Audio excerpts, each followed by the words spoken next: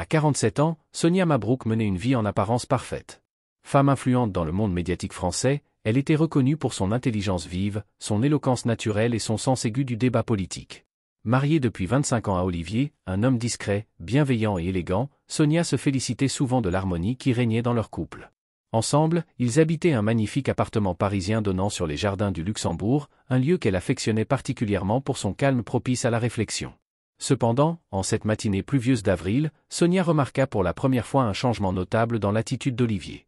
Au petit déjeuner, son regard évitait systématiquement celui de sa femme, et ses gestes étaient nerveux, presque maladroits.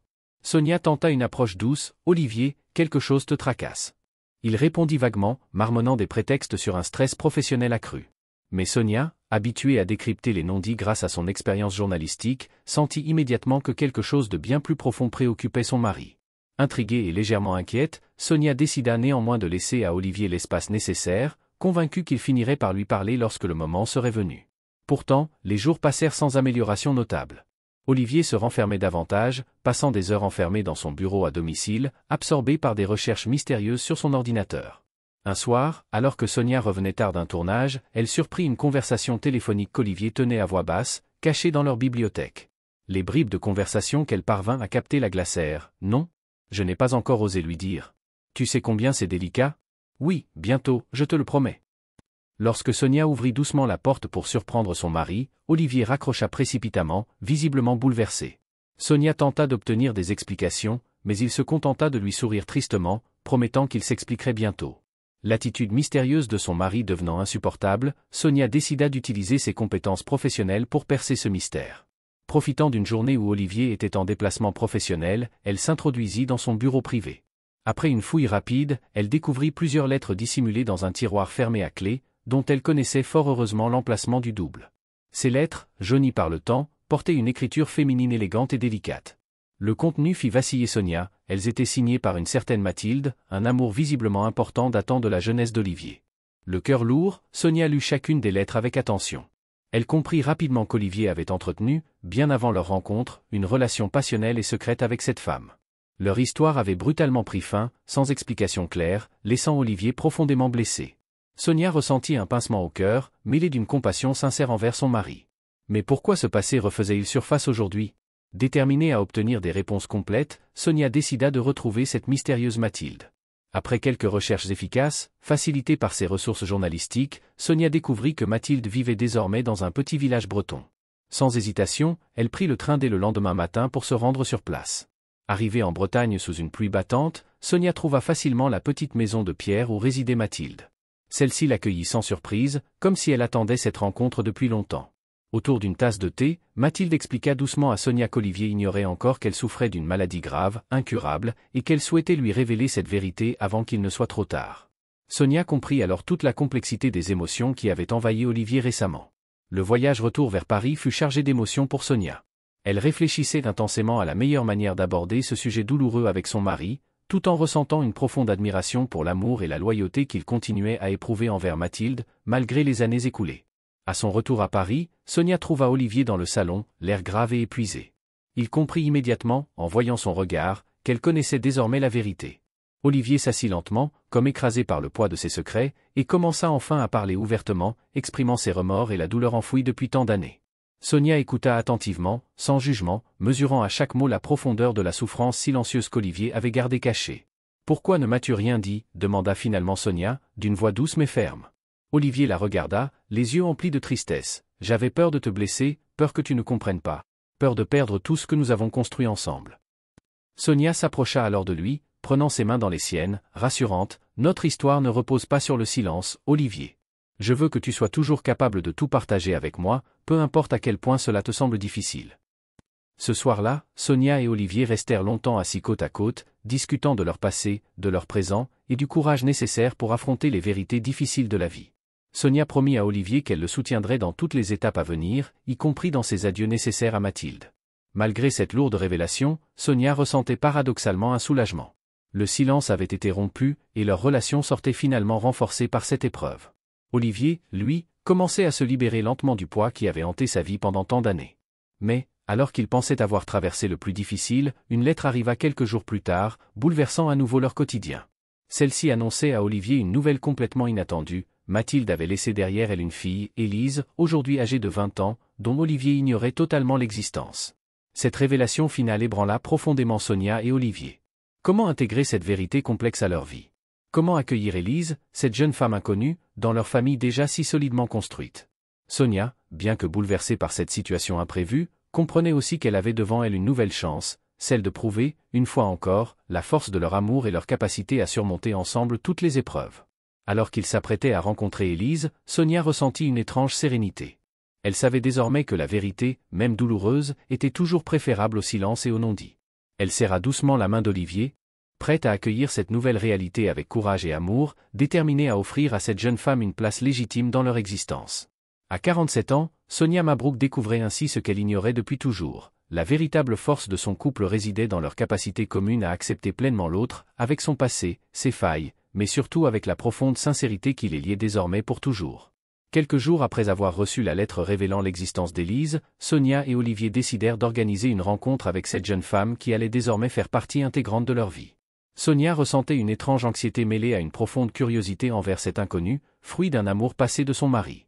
Ils choisirent un café discret dans le quartier du Marais à Paris pour leur première rencontre. Sonia remarqua immédiatement Élise à son entrée, une jeune femme élégante, aux longs cheveux châtain clair, avec un regard doux mais déterminé, incroyablement semblable à celui d'Olivier. Ce dernier, visiblement ému, se leva instinctivement dès qu'il la vit s'approcher. Les premières minutes furent empreintes d'une certaine gêne, chacun hésitant sur la façon de s'exprimer. Mais rapidement, la sincérité naturelle d'Élise mit Sonia et Olivier à l'aise. Elle leur raconta simplement comment elle avait grandi sans connaître son père, et comment Mathilde avait choisi de taire cette vérité jusqu'à ses derniers jours. Olivier écoutait en silence, bouleversé par les similitudes entre sa fille et lui-même. Malgré la difficulté initiale, Sonia trouva Élise profondément attachante. Elle découvrit rapidement une jeune femme brillante, étudiante en histoire de l'art à la Sorbonne, passionnée par la culture et l'engagement social, des valeurs qu'elle partageait naturellement avec son père. Au fil des semaines, Sonia et Olivier invitèrent régulièrement Élise à dîner chez eux. Sonia admirait secrètement la manière dont Olivier se rapprochait naturellement de sa fille, apprenant peu à peu à rattraper le temps perdu. Toutefois, elle ressentait parfois une pointe de jalousie devant cette complicité naissante, se demandant où serait désormais sa propre place dans cette nouvelle dynamique familiale. Un soir, après une réunion particulièrement animée à la télévision, Sonia rentra tardivement chez elle, surprise d'y trouver Élise seule, Olivier ayant été appelé en urgence pour un déplacement professionnel inattendu. Cette rencontre imprévue devint rapidement une occasion rare pour les deux femmes d'avoir une conversation intime et sincère. Élise, perceptive, aborda directement le sujet sensible. « Sonia, je ne souhaite pas bouleverser votre vie. Je comprends que mon apparition soudaine ait pu être difficile pour vous. » Sonia, touchée par cette franchise inattendue, répondit avec douceur. « Ce n'est pas simple, en effet. Mais tu fais partie de l'histoire d'Olivier, donc de la mienne aussi désormais. » Cette réponse honnête ouvrit une porte de confiance entre elles. Les mois suivants furent ponctués de moments heureux, mais aussi d'épreuves où chacun dut apprendre à ajuster sa place. La santé de Mathilde s'aggrava brutalement, et Élise fut très affectée par la disparition de sa mère. Durant cette période difficile, Sonia joua un rôle clé en apportant soutien et affection à Élise, renforçant ainsi leur lien. De son côté, Olivier traversa une crise profonde, confronté au deuil d'un amour passé qui avait façonné une partie essentielle de sa jeunesse.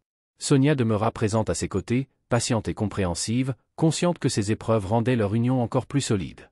Un an après leur première rencontre, Sonia et Olivier décidèrent d'organiser un voyage familial en Italie, dans une région que Sonia affectionnait particulièrement, la Toscane. Élise les accompagna avec joie. Ce séjour marqua un véritable tournant, créant des souvenirs communs forts, consolidant définitivement leur unité familiale. Lors d'une promenade en fin de journée sur les collines ensoleillées de Sienne, Olivier prit la parole avec émotion. « Je voulais vous dire à toutes les deux combien je vous aime et combien je suis reconnaissant d'avoir trouvé en vous deux femmes extraordinaires qui rendent ma vie merveilleuse. » Élise, émue, serra la main de son père, tandis que Sonia sentit ses derniers doutes disparaître totalement. Durant ce voyage, Sonia prit le temps de longues discussions avec Élise, admirant son intelligence, sa maturité et sa sensibilité. Elle réalisa progressivement que sa vie, loin d'être déstabilisée par ces événements inattendus, s'était enrichie d'une dimension qu'elle n'aurait jamais imaginée possible auparavant. De retour à Paris, Sonia retrouva son travail avec une énergie renouvelée, inspirée par la nouvelle harmonie familiale qui régnait dans leur foyer. Olivier, lui, se lança dans l'écriture d'un livre poignant racontant cette histoire incroyable, dévoilant ses émotions, ses erreurs et ses espoirs, devenant ainsi une voix inspirante pour ceux qui traversaient des situations similaires. Élise continua ses études avec succès, et Sonia ressentit une immense fierté à assister à sa remise de diplôme. Ce jour-là, Élise remercia publiquement Sonia devant toute l'assemblée, exprimant combien sa présence et son soutien avaient été essentiels durant les mois passés. Quelques années plus tard, Élise annonça son mariage. Sonia, profondément émue, participa activement aux préparatifs, sentant que ce jour symboliserait définitivement l'aboutissement harmonieux d'une période complexe mais riche d'enseignements. Le jour du mariage, sous un soleil radieux dans les jardins fleuris d'un château de Normandie, Sonia contempla Olivier, rayonnant de bonheur alors qu'il conduisait fièrement sa fille jusqu'à l'autel. À ce moment précis, elle sut définitivement que leur vie, malgré ses épreuves, avait atteint un équilibre parfait, fondé sur la vérité, l'amour sincère et le respect mutuel. Ce soir-là, lors de la réception, Olivier s'approcha discrètement de Sonia, lui murmurant avec tendresse, « Tu sais, je n'aurais jamais imaginé tout ce bonheur sans toi. Merci d'avoir accueilli Élise dans notre vie avec tant d'amour et de compréhension. » Sonia lui sourit, émue par ces mots simples mais profonds. En regardant autour d'elle cette famille réunie dans la joie, Sonia réalisa pleinement ce qu'elle avait appris à travers ces années riches en révélations et en épreuves, que la vie, aussi imprévisible soit-elle, offrait toujours des occasions uniques d'aimer davantage, de grandir et de découvrir une force intérieure insoupçonnée. Elle leva doucement son verre pour porter un toast silencieux à ce merveilleux hasard qui l'avait conduite à découvrir une vérité complexe mais profondément belle. Sonia Mabrouk, à l'âge de 47 ans, comprenait enfin totalement la beauté rare et précieuse de l'amour véritable, capable de transcender tous les obstacles, d'apaiser tous les tourments, et surtout, de créer une famille là où personne ne l'attendait.